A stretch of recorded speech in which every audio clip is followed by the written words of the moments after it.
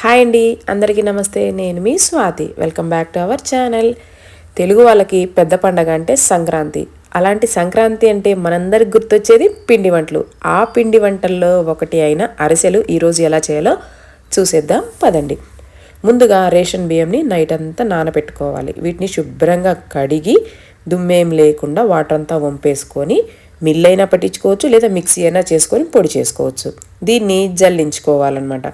జల్లించుకోకపోతే అరిసెలు అనేది కొంచెం బరకగానైతే అనిపిస్తాయి, ఒక్కొక్కసారి విరిగిపోయే అవకాశాలు కూడా ఎక్కువ ఉన్నాయి. కాబట్టి పిండి పట్టించిన తర్వాత ఇలా జల్లించుకోండి. ఇలా జల్లించుకున్న పిండిని చేత్తో ఇలా ఒత్తుకోవాలన్నమాట, తడి మొత్తం పోకుండా, ఆరిపోకుండా. చూడండి, నాకు జల్లించంగా ఇంత రవ్వ అయితే వచ్చింది. ఈ రవ్వ నేను వేస్ట్ చేయను, మళ్ళీ మిక్సీ పట్టి ఈ పిండిలోనే కలిపేస్తాను. ఇప్పుడు ఒక మిక్సీ జార్ తీసుకొని సన్నగా తరిగిన కొబ్బరి కూడా వేసి పౌడర్ చేసుకోవాలి. ఇప్పుడు ఒక గిన్నె తీసుకొని అందులో బెల్లం వేసుకోవాలి. 1.25 కేజీ బియ్యానికి 700 గ్రాముల బెల్లం అయితే పర్ఫెక్ట్ సరిపోతుంది. దీంట్లో కొద్దిగా వాటర్ కూడా వేసుకొని బెల్లం పాకం పట్టుకోవాలి మనం.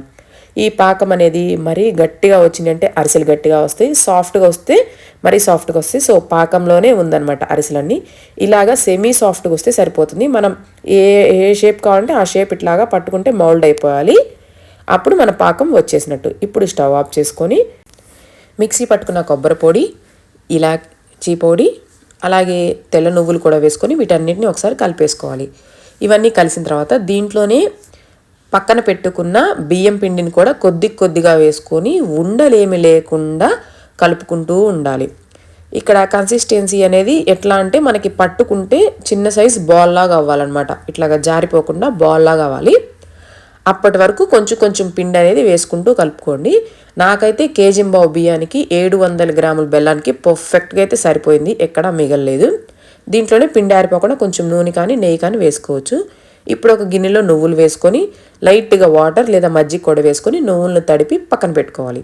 ఇప్పుడు ఒక ప్లేట్ తీసుకొని ఒక ఆయిల్ చేతికి రాసుకోవడానికి కొంచెం ఆయిల్ పక్కన పెట్టుకొని ఒక పాలిథిన్ కవర్ తీసుకొని మనకి అరిసె ఎంత సైజు కావాలో అంత సైజులో ఒక పిండి ముద్ద తీసుకొని ఈ పిండి ముద్దని నువ్వుల్లో అద్దుకుంటూ రెండు వైపులా ఇలాగా వడల్లాగా తట్టుకోవాలన్నమాట.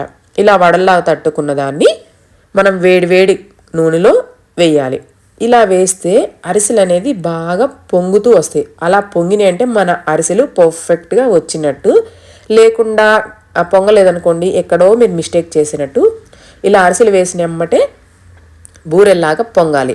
ఇలా రెండు వైపులా బాగా ఎర్రగా కాల్చుకోవాలి. ఇప్పుడు వీటిని ఇంకొక గరిటె సహాయంతో ఎక్స్ట్రా ఆయిల్ అంతా ఇలాగ వత్తేసుకోవాలి. మీ దగ్గర అరిసెలు చెక్క ఉంటే దాంతో కూడా వత్తేసుకోవచ్చు, నా దగ్గర లేదు.